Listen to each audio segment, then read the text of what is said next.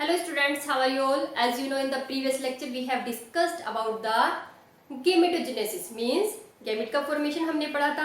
और ह्यूमन में जो गैमेट है क्या है, टू टाइप्स के गैमेट है, male gamete and female gamete. Okay, तो मेल गैमेट के फॉर्मेशन को हम क्या बोलते हैं, स्पर्मेटोजेनेसिस, और फीमेल गैमेट के फॉर्मेशन को क्या बोलते हैं, oogenesis। ओके, गैमेटोजेनेसिस जो है, जो स्पर्मेटोजेनेसिस है कंटिन्यूअस प्रोसेस है, प्यूबर्टी के बाद रेगुलर चलता रहेगा, ठीक है। और फीमेल्स में ये प्रोसेस कैसा है, डिसकंटिन्यूअस है, मींस फिटस में स्टार्ट होगा, फिर से अरेस्टेड हो जाएगा, और फिर से प्यूबर्टी आने के बाद फिर से स्टार्ट होगा। ओके बच्चों, इसके बाद हमने पढ़ा था मेल और फीमेल गैमेट की स्ट्रक्चर हमने पढ़ ली।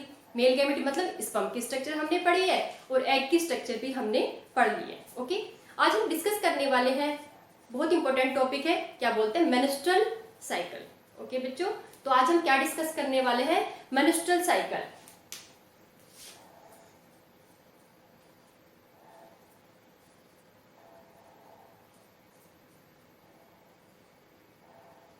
Menstrual cycle means the reproductive cycle of the primates. Okay, जो primates की reproductive cycle है, reproductive cycle of primates, और primates कौन है, apes, monkeys and human।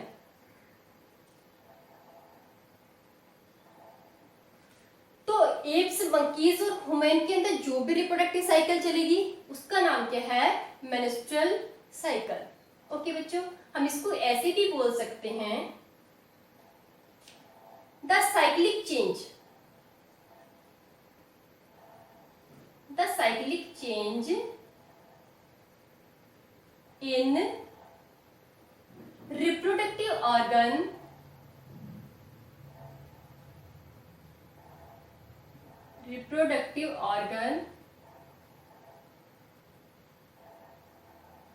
of primate female is known as menstrual cycle. Okay, क्या बोलेंगे, menstrual cycle. अब ये साइकिल है, ठीक है, इसका इंडिकेशन कहां से मिलता है, मेंस्ट्रुएशन से। और मेंस्ट्रुएशन कब स्टार्ट होगा, प्यूबर्टी पे। ओके, हमने कहा कि जो मेंस्ट्रुअल साइकिल है, जो साइक्लिक चेंज है, उसमें एक स्टेप क्या है, मेंस्ट्रुएशन, जिसमें क्या होगा, वजाना के थ्रू एंडोमेट्रियम ब्रेक डाउन होके फ्लो करेगी ब्लड की फॉर्म में, जिसे हम पीरियड भी बोलते हैं। ओके बच्चों, तो जो फर्स्ट मेंस्ट्रुएशन होगा वो कब होगा, प्यूबर्टी पे, ठीक है। आफ्टर प्यूबर्टी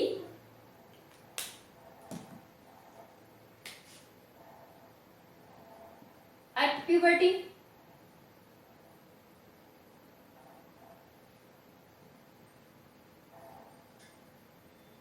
मेंस्ट्रुएशन स्टार्ट, कि मेंस्ट्रुएशन स्टार्ट होता है। जो सबसे पहला मेंस्ट्रुएशन है, फर्स्ट, ओके, जो फर्स्ट मेंस्ट्रुएशन है इज नोन एज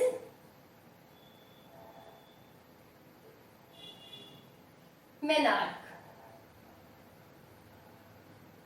क्या बोलते हैं इसको, मेनार्क। ओके बच्चों, अभी जो मेंस्ट्रुअल साइकिल है इसको 4 फेज में डिवाइड करते हैं। कितनी फेज में डिवाइड करते हैं, 4 फेजेस में डिवाइड करते हैं। ओके, क्या है, 4 phase, it completes into 4 phases. जो सबसे पहली वाली फेज है, ठीक है, और क्या है, ये कितने डेज की साइकिल है, it is 28 days cycle. Very कर सकती है किसी किसी फीमेल में 2 या 3 डेज। ओके, कितने डेज की साइकिल है, नॉर्मली 28 डेज, बट किसी किसी फीमेल में वेरी करेगी 2 और 1 डे। ओके, 4 फेजेस में इसको डिवाइड करते हैं। कौन कौन सी फेजेस हैं, सबसे पहले वाली फेज को बोलते हैं मेंस्ट्रुएशन। ओके, और कितने डेज तक चलती है ये? 3 to 5 डेज। ओके बच्चों, आइडेंटिफिकेशन क्या है कि इसमें जो एंडोमेट्रियम ब्रेक डाउन होगी और ब्लीडिंग की फॉर्म में वजाइना के थ्रू फ्लो करेगी। ओके, सेकंड जो पार्ट है, सेकंड जो फेज है उसे बोलते हैं फॉलिकुलर फेज। क्या है? Follicular phase. ओके बच्चों, ये जो फॉलिकुलर फेज है इसमें क्या होगा? फॉलिकल्स का डेवलपमेंट होगा। मींस जो प्राइमरी फॉलिकल्स हैं वो किस में कन्वर्ट होंगे? ग्रेफियल फॉलिकल में। साथ साथ में क्या होगा? ग्रेफियल फॉलिकल या जो फॉलिकुलर सेल है वो क्या करती है? वो सिक्रीट करती है एस्ट्रोजन को। ठीक है, जैसे जैसे एस्ट्रोजन का लेवल बढ़ेगा एंडोमेट्रियम की थिकनेस भी इंक्रीज होगी। ओके, इसीलिए जो फॉलिकुलर फेज है उसका दूसरा नाम क्या है? Proliferative phase. क्या बोल सकते हैं इसको? प्रोलिफेरेटिव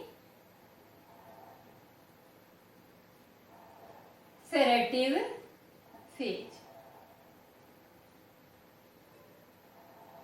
ओके, और ये कितने डेज की होगी? 6 डेज से लेके और 13 डेज तक। ओके बच्चों, इसके बाद जो थर्ड फेज है उसे बोलते हैं ovulation phase. Third phase is ovulation phase, और ये कौन से डेज पे होगी? 14 डेज पे। और इसमें क्या होगा कि ग्रेफिन फॉलिकल में से ओवम या सेकेंडरी स्पर्मेटोसाइट क्या होगा? रिलीज होगा। ठीक है, जो फोर्थ और लास्ट फेज है उसे बोलते हैं ल्यूटियल फेज। क्या बोलते हैं? Luteal phase. ओके, इसका दूसरा नाम क्या है? Secretary phase. क्या बोलते हैं इसको? Secretary phase. Luteal phase means Graafian follicle में से जब ओवम रिलीज हो जाएगा तो जो खाली फॉलिकल बचता है उसका नाम क्या है? Corpus luteum. और कॉर्पस लुटियम किसको सिक्रेट करते हैं? प्रोजेस्टेरोन को। ओके बच्चों, तो हम क्या बोलते हैं? लास्ट वाली फेज को ल्यूटियल फेज बोलते हैं। ओके, और इसी का दूसरा नाम क्या है? सिक्रेटरी फेज भी है। अब हमने ये बताया कि जो फर्स्ट मेन्स्ट्रुएशन है उसको क्या बोलते हैं? मेनार्क बोलते हैं। ओके, जो कभी स्टार्ट होगा? प्यूबर्टी पे। जो लास्ट है मेन्स्ट्रुएशन उसको बोलते हैं मेनोपॉज। ओके, क्या बोलेंगे लास्ट वाले को? मेनोपॉज।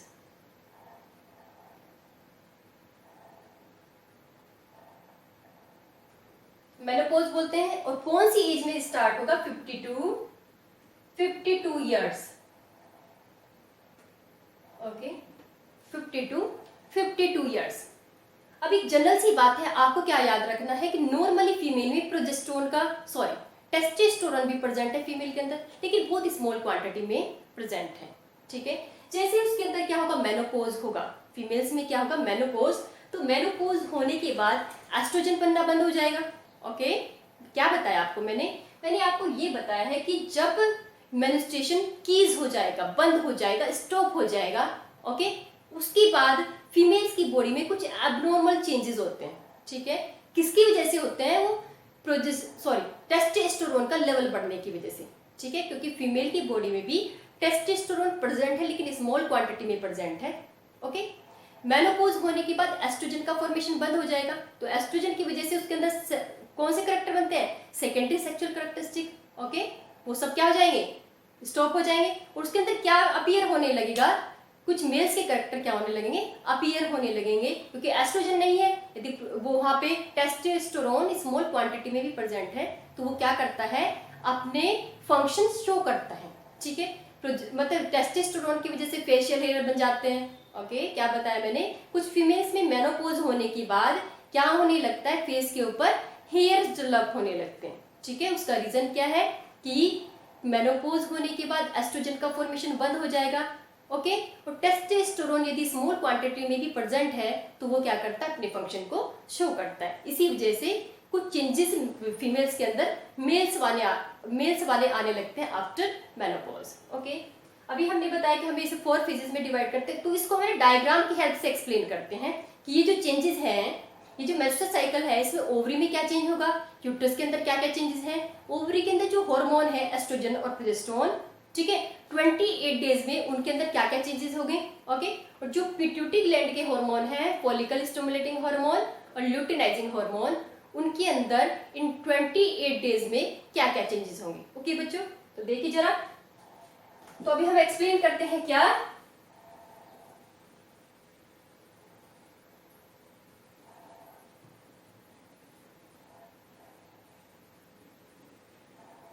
हम क्या करते हैं, साइकिल को 4 पार्ट्स में डिवाइड कर लेते हैं। क्या करते हैं, 4 पार्ट्स में डिवाइड करते हैं।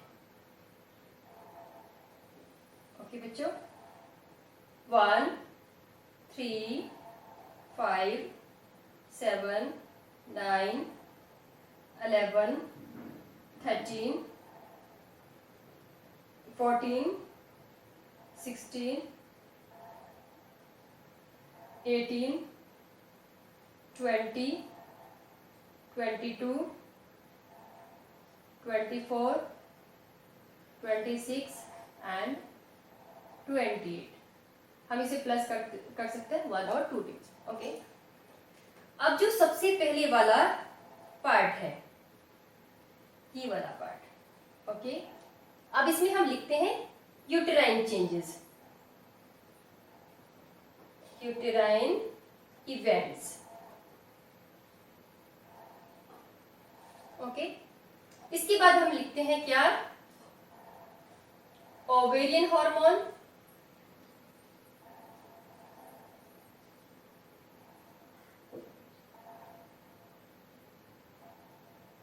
ओके, ओवेरियन हार्मोन के बाद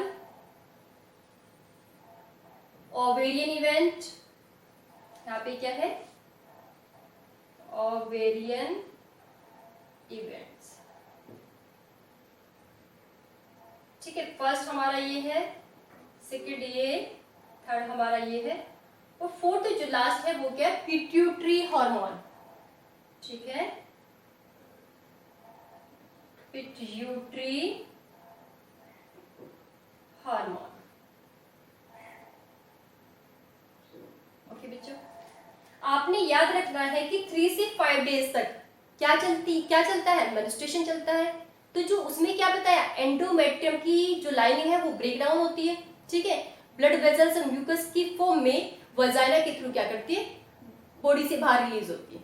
ठीक है, तो हमें क्या करना है, यहाँ पे जो एंडोमेट्रियम की लाइनिंग है उसको क्या करना है, स्लग आउट दिखाना है, ऐसे डिस्ट्रॉय होते हुए दिखाना है। ओके, इसके बाद 7 डेज से लेके और 28 डेज तक ये रीजनरेट करेगी। पहले इसके लेवल को थोड़ा कम कम बनाओ, ठीक है, फिर इसको, इसकी हाइट को इंक्रीज करो, और फिर फोल्डिंग्स को क्या करो, इंक्रीज करो। ओके, तो ये तो आपका हो गया क्या, यूटेराइन चेंजेस। ये तो चेंज होंगे किसमें, यूट्रस के अंदर। मीन्स मेंस्ट्रुएशन के टाइम पे इसको आपको क्या करना है, स्लग आउट दिखाना है, ब्रेकडाउन फॉर्म में दिखाना है, और उसके बाद इसकी जो लेंथ है, ठीक है, उसको रेगुलरली क्या करना है, इंक्रीज करना है। ओके बच्चों, इसके बाद है ओवेरियन हार्मोन, और ओवरी में 2 हार्मोन है, एस्ट्रोजन एंड प्रोजेस्टेरोन। ओके, जब तक यहाँ पे मेंस्ट्रुएशन चलेगा तो प्रोजेस्टेरोन का लेवल क्या बनाना है, आपको लो बनाना है।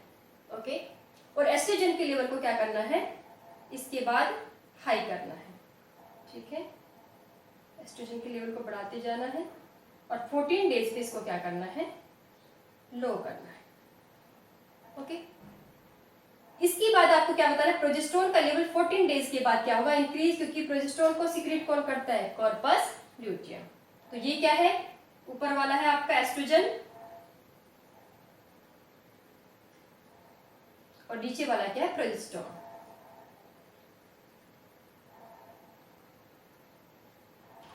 प्रोजेस्टेरोन को कहां से दिखाना है, 14 डेज के बाद इसके लेवल को हाई करना है। ठीक है, इसके बाद आपका ओवेरियन इवेंट, मीन्स हमें फॉलिकल्स का डेवलपमेंट दिखाना है। ठीक है, फॉलिकल्स में सबसे पहले हम बनाएंगे प्राइमरी फॉलिकल। ठीक है, प्राइमरी फॉलिकल के बाद हम बनाएंगे सेकेंडरी फॉलिकल, सेकेंडरी के बाद बताएंगे हम टर्सरी फॉलिकल, जिसमें एंट्रम भी है। ओके, और इसके बाद लास्ट हम बनाएंगे ग्राफियन फॉलिकल, जिसमें क्या है, सेकेंडरी oocyte। ओके, क्या प्रेजेंट है इसके अंदर, सेकेंडरी oocyte। 14 डेज पे क्या होगा, ओवुलेशन, मींस ये जो आपका फॉलिकल है ग्राफियन फॉलिकल, इसमें से क्या रिलीज हो जाएगा, सेकेंड्रियोसाइट। नॉर्मली तो हम ओवम बोलते हैं, लेकिन रिलीज क्या होता है यहाँ पे, सेकेंड्रियोसाइट। तो ये आपको दिखाना है 14 डेज पे। ओके, इसके बाद 14 के बाद यहाँ पे क्या बन जाएगा, कॉर्पस ल्यूटियम। ये क्या है, कॉर्पस ल्यूटियम। यदि फर्टिलाइजेशन ना हो, ठीक है, एग फर्टिलाइज ना हो, तो ये जो कॉर्पस ल्यूटियम है ये क्या हो जाएंगे, श्रिंक हो जाएंगे, जिसे बोलते हैं कॉर्पस अल्बिकेंस। ठीक है, ये क्या आ जाएंगे साइज में छोटे बना। ओके बच्चों, इसके बाद है पिट्यूटरी ग्लैंड के हार्मोन। और पिट्यूटरी ग्लैंड क्या करते हैं, दो हार्मोन को सीक्रेट करती है, follicle stimulating hormone and luteinizing hormone. Okay, ये जो हार्मोन है ल्यूटिनाइजिंग हार्मोन, इसका लेवल आपको बनाना है किस पे, 14 डेज पे सबसे हाई बनाना है। ठीक है, ल्यूटिनाइजिंग हार्मोन को क्या करेंगे आप, 14 डेज पे सबसे हाई बनाएंगे। ओके, क्योंकि ये किस में हेल्प करता है, ये ओवुलेशन में हेल्प करता है। 14 डेज पे जब ल्यूटिनाइजिंग हार्मोन का लेवल सबसे हाई होगा, उसे हम क्या बोलते हैं, एलएच सर्ज। इंपोर्टेंट टर्म है, याद रखना, कब हाई होगा, 14 डेज पे हाई होगा, जिसे हम क्या बोलते हैं, एलएच सर्ज। ओके, और ये जो फॉलिकल स्टिमुलेटिंग हार्मोन है, इसका लेवल रेगुलर हाई होगा। ठीक है, 13 डेज पे सबसे हाई, और इसके बाद क्या हो जाएगा, लो, और फिर से स्टार्ट हो जाएगी प्रोसेस। ओके, तो मैंने क्या बताया आपको, हमने ये बताया कि यदि आपको ये जो इवेंट्स हैं, ये जो फेज हैं, किसमें, मेंस्ट्रुअल साइकिल में, यदि आपको उसको डायग्राम की हेल्प से बताना हो, या ये बताना है कि इस वाली मतलब इस वाले साइकिल में ओवरी में क्या चेंज हो रहा है, ओवरी के हार्मोन्स में क्या चेंज हो रहा है, यूट्रस के अंदर क्या क्या चेंजेस हो रहे हैं, तो आपको ये बताना है कि ये 3 से 5 डेज तक का जो साइकिल है, इसको बोलते हैं मेंस्ट्रुएशन। ये वाला मेंस्ट्रुएशन है। ओके, यहाँ से यहाँ तक की फेज क्या है, यहाँ पे फॉलिकुलर फेज है या प्रोलिफेरेटिव फेज है, ये क्या है, ओवुलेशन है, और ओवुलेशन के बाद ये वाली फेज क्या है, सारी की सारी these are the luteal phase. Okay बच्चों, इसके बाद एक बार हम डिस्कस कर लेते हैं एस्ट्रस साइकिल को। ठीक है, जो एस्ट्रस साइकिल है किसमें मूव करती है, ये करती है नॉन प्राइमेट्स में मूव। ओके बच्चों, किसमें चलती है वो चलती है नॉन प्राइमेट्स में। ओके, नॉन प्राइमेट्स में क्या, मैमल्स हैं। ओके, वो भी मैमल्स हैं, लेकिन उनकी रिप्रोडक्टिव ऑर्गन में जो चेंजेस हैं वो रेगुलर चेंजेस नहीं है। ठीक है, सीजनल है। क्या है, सीजनल, इसीलिए उन्हें हम क्या बोलते हैं, सीजनल ब्रीडर बोलते हैं। क्या बोलते हैं इनको, एस्ट्रस साइकिल। किसमें चलती है ये, नॉन प्राइमेट्स में। फॉर एग्जाम्पल क्या है, rat, rabbit, deer, cow, etcetera. ठीक है, ये जो मैमल्स हैं, ओके, इनमें जो रिप्रोडक्टिव ऑर्गन प्रेजेंट है उनमें सीजनली चेंज होता है। ओके, सीजनली चेंज होता है, इसलिए इन्हें क्या बोलते हैं, सीजनल ब्रीडर। क्या बोलते हैं इनको, सीजनल ब्रीडर। जब ये रिप्रोडक्शन के लिए एक्टिव होते हैं, इसे बोलते हैं हीट पीरियड। क्या बोलते हैं, हीट पीरियड। ओके, जिस सीजन में एक्टिव होंगे रिप्रोडक्शन के लिए, इनको जो रिप्रोडक्टिव ऑर्गन है, ओके, वो क्या करते हैं, जैसे यूट्रस है तो उसकी लाइनिंग क्या हो जाएगी, थिक हो जाएगी। सपोज करो फर्टिलाइजेशन नहीं हुआ, उस पीरियड में फर्टिलाइजेशन नहीं हुआ, तो ये जो यूट्रस की लाइनिंग है वो ब्रेक डाउन नहीं होगी, क्या हो जाएगी, श्रिंक हो जाएगी। क्या बताया आपको, जैसे ह्यूमन में क्या होता है कि सपोज करो ये यूट्रस है।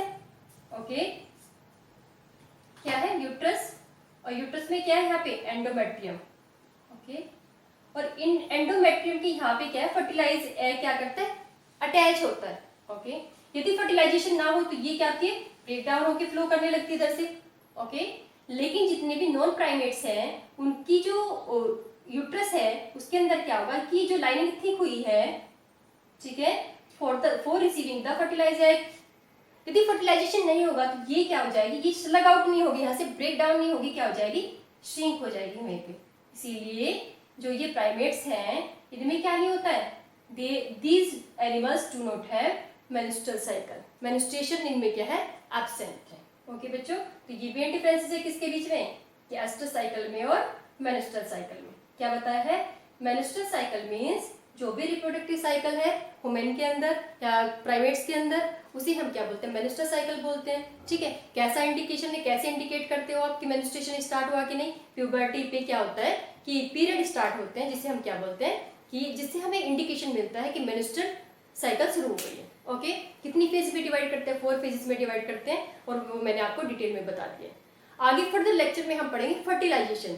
ठीक है, फर्टिलाइजेशन पढ़ेंगे, जिसमें मेल और फीमेल गैमेट क्या करते हैं, फ्यूज करते हैं। फर्टिलाइजेशन के बाद पढ़ेंगे इम्प्लांटेशन। फर्टिलाइज एग का कहाँ पे एम्बेडेड होना, यूट्रस में जो लाइनिंग थिक हुई है उसके अंदर उसको एम्बेडेड होना, इम्प्लांटेशन। उसके बाद हम पढ़ेंगे क्या, प्लेसेंटेशन पढ़ेंगे, जिसमें क्या होगा कि जो यूट्रस की मेम्ब्रेन है और जो ये फीटस है उसके मेम्ब्रेन है आपस में क्या हो जाएंगे, इंटेग्रेट हो जाएंगे, आपस में क्या हो जाएंगे, मिल जाएंगे, जिसे हम क्या बोलते हैं, प्लेसेंटा। प्लेसेंटा के बाद क्या होगा कि वो दोनों प्लेसेंटा के थ्रू फीमेल में से मतलब मदर में से न्यूट्रिएंट्स कहाँ पे जाने लगेंगे, बेबी के अंदर। ओके, तो ये सारे टॉपिक जितने भी बचते हैं उन्हें हम क्या करेंगे, फर्दर लेक्चर में डिस्कस करेंगे। ओके।